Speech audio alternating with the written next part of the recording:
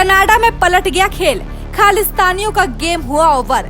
भारत से लेते थे खूब पंगा, चुनाव में जनता ने कर दिया सुपड़ा साफ। खालिस्तानियों का सरदार जगमीत सिंह नहीं बचा पाया सीट, पार्टी भी हो गई खत्म। ट्रूडो के जाते ही कनाडा से खालिस्तानियों का हुआ पैकअप। जी हां, कनाडा संसदीय चुनाव में खालिस्तानियों को बहुत बड़ा झटका लगा है। खालिस्तानी समर्थन और अलगाववादी नेता जगमीत सिंह चुनाव हार गए। जगमीत सिंह वही नेता है जिनकी वजह से पूर्व प्रधानमंत्री जस्टिन ट्रूडो ने भारत के साथ संबंध खराब किए थे। जस्टिन ट्रूडो ने भारत से खूब दुश्मनी निभाई। अपनी सत्ता की लालच में उन्होंने क्या क्या नहीं कहा। कभी ट्रूडो भारत पर मन तड़ंग आरोप लगाते थे तो कभी खालिस्तानियों को सर पे चढ़ाते थे।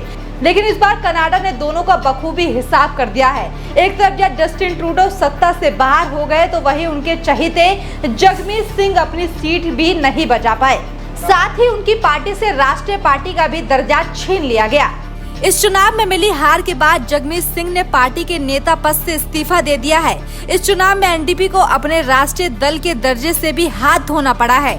कनाडा के नियमों के मुताबिक किसी राजनीतिक दल को राष्ट्रीय दल का दर्जा पाने के लिए हाउस ऑफ कॉमर्स में कम से कम 12 सीटें होनी चाहिए। इस हार पर उन्होंने कहा कि वो निराश है कि एनडीपी अधिक सीट नहीं जीत सकी। बता दें कि एनडीपी के समर्थन से ही पूर्व प्रधानमंत्री जस्टिन ट्रूडो की पार्टी सत्ता में काबिज हुई थी। वही कनाडा की न्यूज रिपोर्ट के मुताबिक प्रधानमंत्री मार्क की लिबरल पार्टी ने सोमवार को कनाडा में संघीय चुनाव में जीत हासिल की है, जो जस्टिन ट्रूडो के इस्तीफा देने के बाद कनाडा के प्रधानमंत्री बने थे।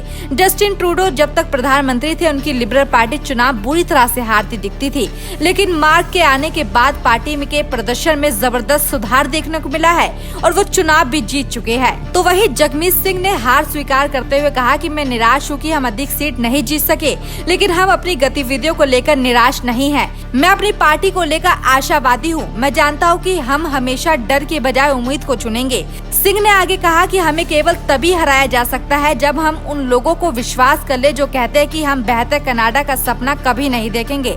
मैं हमेशा संघर्ष की बजाय उम्मीद को चुनता हूँ। तो वही प्रधानमंत्री मार्क की लिबरल पार्टी एक बार फिर से सरकार बनाने जा रही है।